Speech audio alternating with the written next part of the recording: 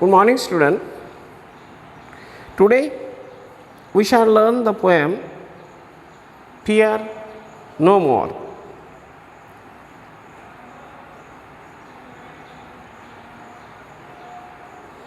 This is a very beautiful short poem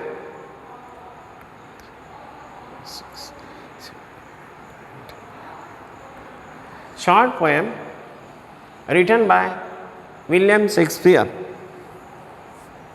Now, the stage after the death is depicted here. Of course, the poet is in a sorrowful mood. He was very sad, he was disappointed, he was very nervous, he was very disappointed, he was frustrated because his dear one passed away. And the poet addresses her that now there is no problem regarding any problem for the dead body. The human being after death got himself transformed from mortality to immortality. According to Hindu philosophy, it is said that the soul never passes away. The soul is everlasting. The soul is immortal.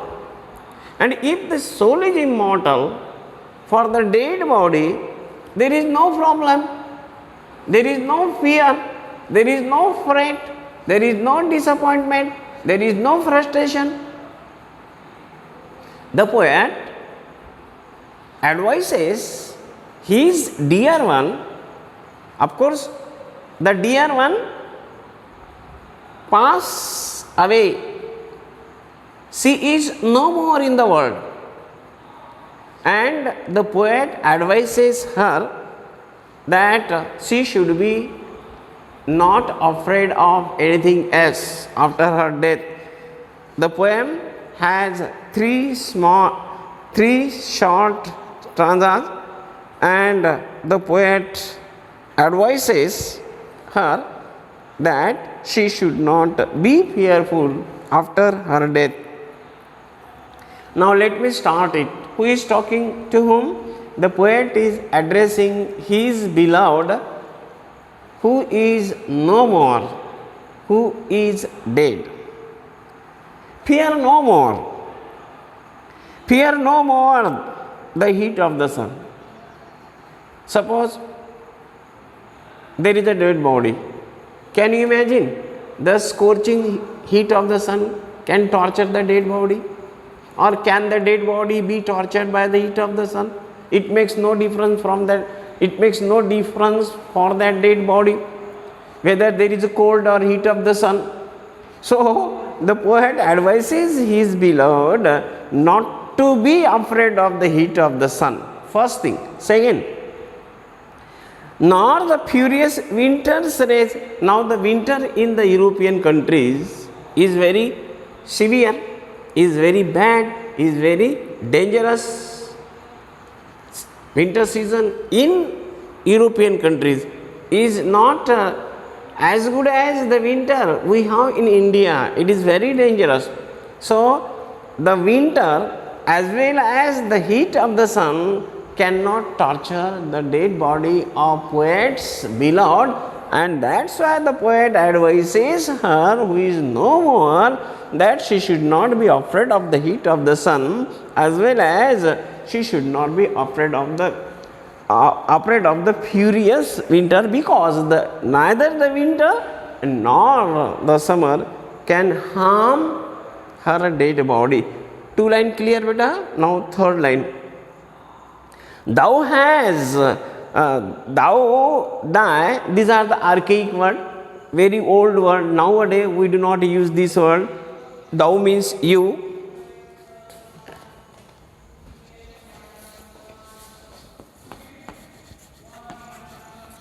Archaic word.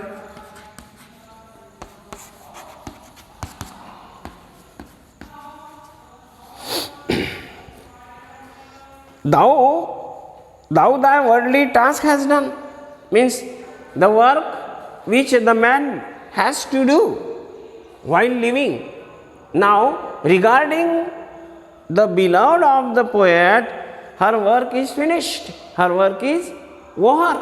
So, again the poet advises her that she should not be afraid of the sun, she should not be afraid of the winter, and she has nothing to do, the work she has to do while she was living. Now, there is no more work, she has finished all the work. Home art gone and taken thy wages. This is line from Bible. Now, she may be rewarded or punished according to her deed after her death. Means she is no more, and after being no more, she will be rewarded or she will be punished by God in the heaven or hell in accordance with her work. Means now she has no more work after her death, and that's why the poet advises her not to be fearful of the heat of the sun. Golden land. Now the poet soothes, the poet reconciles, the poet persuades his beloved by telling this golden land.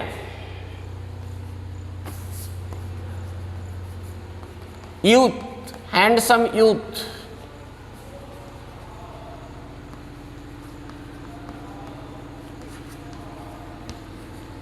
Then golden land and girls must die. Everyone is bound to die. If he is handsome or she is beautiful, death is very compulsory. Death is very compulsory. The human life is subject to death. You cannot run away from death. Whether he or she is beautiful, they cannot escape from death.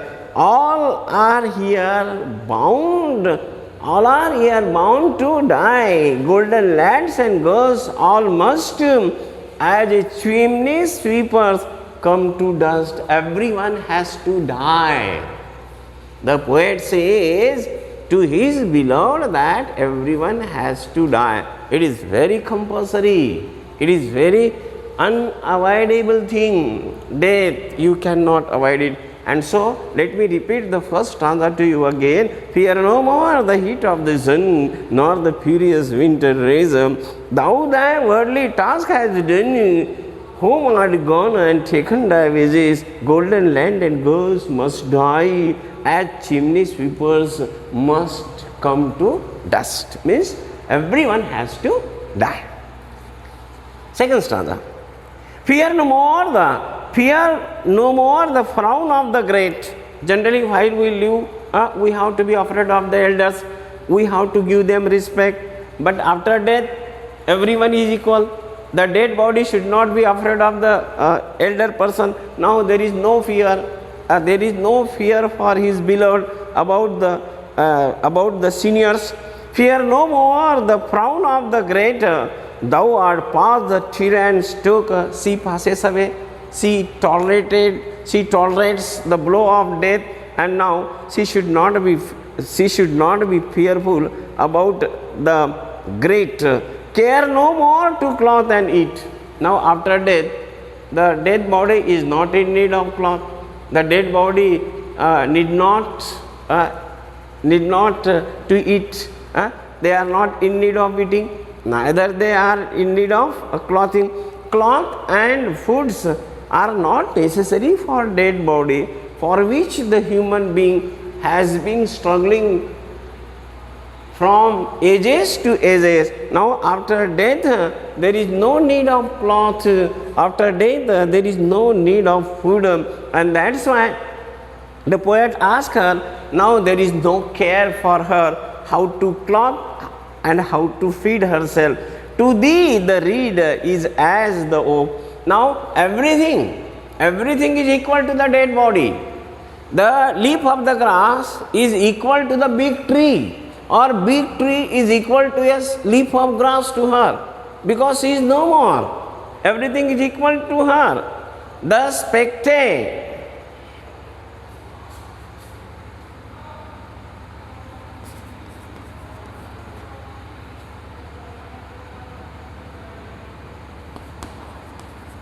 King, learning, knowledgeable, learned people, doctor must all follow this and come to dust. Even the king, even the teacher, even the learned person, knowledgeable person, each and everyone, artist, dramatist, playwright, scientist, king, rich, poor, has to die. They must follow and come to dust.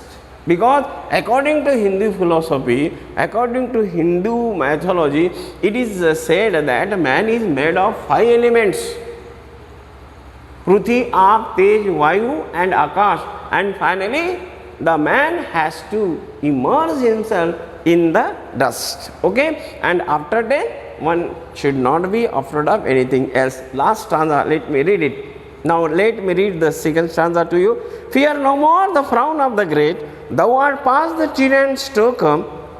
Care no more to clothe and eat. To thee the reed is as oak. Means grass and big tree, oak tree, are equal to the dead body of poet's beloved. The king, learning, doctor, scholar. Physics means scholar. Physics means doctor. Physics is a subject. Only physics is scholar. Must follow death, and they have to come to dust. Fear no more the lightning flash. Can you guess that the dead body should be afraid of the lightning, thundering? Rainy season? No. Thundering flash cannot harm the dead body. Fear no more the lightning flash, nor the dreaded thunderous stone. Fear not the slander. कोई कुछ नहीं कर सकता आपका. जब आदमी जीता है तो उसकी बदनामी होती, उससे डर लगता है. मरने के बाद में काहे का डर? After death, will you be afraid of the humor spread against you? No. The rumor, a slander, badnami cannot affect you after your death. Fear not a slander, censure rash, thou hast finished joy and mourn. Now, for the dead body of the poet, he says to her, joy and sorrow are equal to her. All lovers young, all lovers must consign to thee and come to dust. Everyone has to die. Lovers, beloved, youth, king, old, young, youth, everyone has to die. Now let me read this stanza again. Fear no more the lightning flash, nor the all dreaded thunderstorm. Fear not slander, censure rash. Thou hast finished joy and mourn. All lovers young, all lovers must consign, submit to thee, and must die. Now let me read the whole poem to you. 3 stanzas I am going to repeat. The poet is telling, the poet is addressing, the poet is soothing his beloved after her death. Fear no more the heat of the sun, dear, nor the furious winter rage. Thou hast worldly task has done. Home art gone and taken thy wages, golden lad and girl, all must as chimney sweepers come to dust. Fear no more the frown of the great. Thou art past the tyrant's stroke. Care no more to cloth and eat. To thee the reed is as the oak, the spectre, the learning, the physic must all follow these and come to dust. Fear no more the lightning flash, nor all dreaded thunder stern. Fear not slander, since your ration thou hast finished. Joy and moon, all lovers young and lovers must consign to thee and come to the dust. I hope you should read this poem one by one and try to take delight in, try to enjoy it. Okay, thank you a lot, boys. Here we stop.